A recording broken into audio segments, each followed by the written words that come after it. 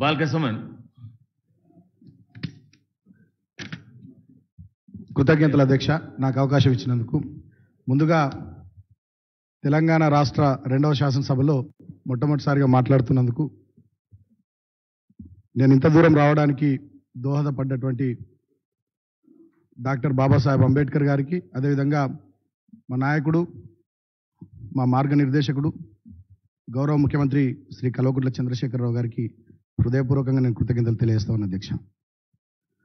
చాలా సంతోషం అధ్యక్ష. నేను 30 ఏళ్ల వయసులో పార్లమెంట్ సభ్యుడిగా అడుగుపెట్టాను. 35 ఏళ్ల వయసులో 2వ తెలంగాణ శాసనసభ సభ్యుడిగా చెన్నూరు నుండి ప్రాతినిధ్యం వహిస్తూ ఉన్నాను. సో ఈ సందర్భాన్నే మీరు ఇక్కడ డిప్యూటీ స్పీకర్గా రావడం నిజంగా నాకు చాలా సంతోషం. ఎందుకంటే మిమ్మల్ని మేము చాలా ఇష్టపడతాం వ్యక్తిగతంగా, అదేవిధంగా ఒక ఉద్యమ నాయకుడిగా. ఉద్యమంలో మేము పనిచేసినన్ని రోజులు, దాదాపు దశాబ్దానికి పైగా ఉస్మానియా యూనివర్సిటీ పక్కనే మీరుండి మాకు ఎన్ని రకాలుగా అండదండలు అందించినారో మేము మర్చిపోలేం.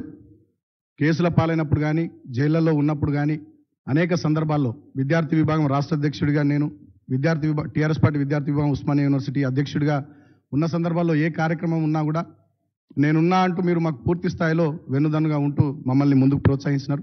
కాబట్టి మీ తోడ్పాటును, మీరు అందించినటువంటి సహకారాన్ని మేము మర్చిపోలేం. అంతేకాకుండా మీ నోరు చాలా మంచిది అధ్యక్ష. మీ మనస్తత్వం మంచిది, మీ వ్యక్తిత్వం మంచిది, మీ నోరు చాలా మంచిది. ఒక విషయం నాకు బాగా గుర్తు, మరి ఇక్కడ చెప్పచ్చో చెప్పరాదో కానీ, నేను విద్యార్థి విభాగం టీఆర్ఎస్ పార్టీ విద్యార్థి విభాగం రాష్ట్ర అధ్యక్షుడు ఉన్న సందర్భాన 2012లో నేను ప్రేమ వివాహం చేసుకోవడానికి సిద్ధమైనప్పుడు, ఆనాడు నాకేం లేదు కాబట్టి మా అత్తమామ నాకు పిల్లనివ్వడానికి కొంచెం వెనుకకు వచ్చినారు. తమరి సామాజిక వర్గానికి సంబంధించినటువంటి అమ్మాయి. మీరే పెద్ద మనసుతో ఆనాడు మీరు, పోచంపల్లి శ్రీనివాసరెడ్డి గారు, శ్రవణ్ గారు మా అత్తమామల దగ్గరికి వెళ్ళి దాదాపు ఒక 2 విడతలుగా 3 నెలల కాలంలో వారిని ఒప్పించి ఖచ్చితంగా ఎమ్మెల్యే అవుతాడు, మంచి పొజిషన్లో ఉంటాడు, ముఖ్యమంత్రి గారికి కేసీఆర్ గారికి దగ్గర, వారి కుటుంబానికి దగ్గర మంచి పిల్లగాడని చెప్పి మీరు మా అత్తమామను ఒప్పించి నాకు పెళ్లి కావడంలో ప్రముఖ పాత్ర మీది. ఆ పెళ్లి కూడా దగ్గరుండి మీరు అన్ని రకాలుగా జరిపించినందుకు మీకు హృదయపూర్వకంగా కూడా కృతజ్ఞతలు చెప్తూ ఈ సందర్భాన్ని కూడా నేను ఒకసారి గుర్తు చేయదలుచుకున్న అధ్యక్ష.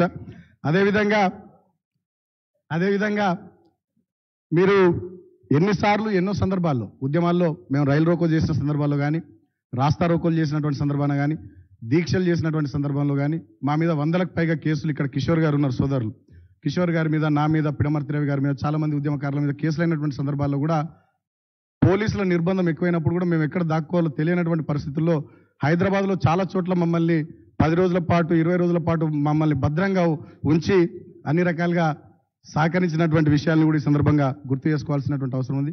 కాబట్టి ఆనాడు మాకు వెన్నుదన్నుగా ఉండి టీఆర్ఎస్ పార్టీ కూడా పూర్తి స్థాయిలో వెన్నుదన్నుగా ఉండి, ఎందుకంటే మేము అంతా అప్పుడు చిన్నపిల్లలం.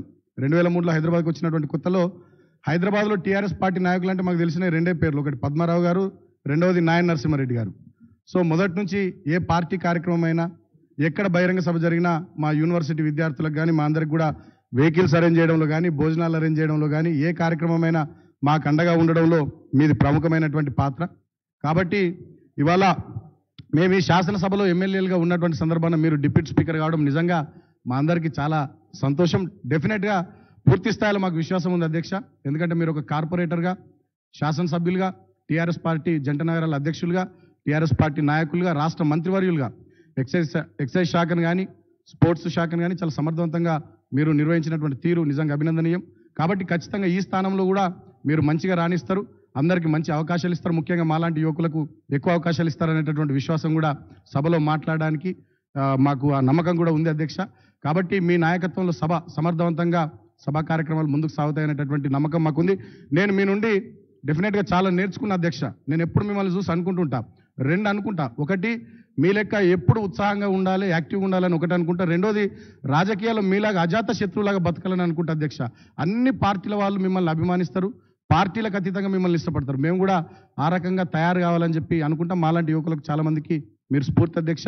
మీరు నిండు 100 ఏళ్ళు గొప్పగా జీవించాలని ఆ భగవంతుని దీవెనలు మీకు పుష్కలంగా ఉండాలని మనస్ఫూర్తిగా కోరుకుంటూ, మీరు డిప్యూటీ స్పీకర్గా ఏకగ్రీవంగా ఎన్నిక కావడానికి సహకరించినటువంటి ప్రతిపక్ష పార్టీలకు కూడా నేను హృదయపూర్వకంగా కృతజ్ఞతలు తెలియజేస్తూ, ఇలాంటి సంప్రదాయాలు కొనసాగితే మన శాసనసభ ఔన్నత్యం ఇంకా గొప్పగా పెరుగుద్ది. మీలాంటి పెద్దలు పోచారం శ్రీనివాసరెడ్డి గారు స్పీకర్గా, మీరు డిప్యూటీ స్పీకర్గా ఉండడం, మీలాంటి సమర్థవంతమైనటువంటి నాయకుల చేతిలో ఈ సభ ఉండడం, మీ నాయకత్వంలో మంచిగా ముందుకు సాగుతుండడం నిజంగా తెలంగాణ రాష్ట్రానికి మనందరికీ కూడా చాలా మంచిదని చెప్పి ఈ సందర్భంగా తెలియజేస్తూ మీకు ఆ భగవంతుని ఆశీస్సులు ఉండాలని కోరుకుంటూ మరొకసారి హృదయపూర్వకంగా మీకు కృతజ్ఞతలు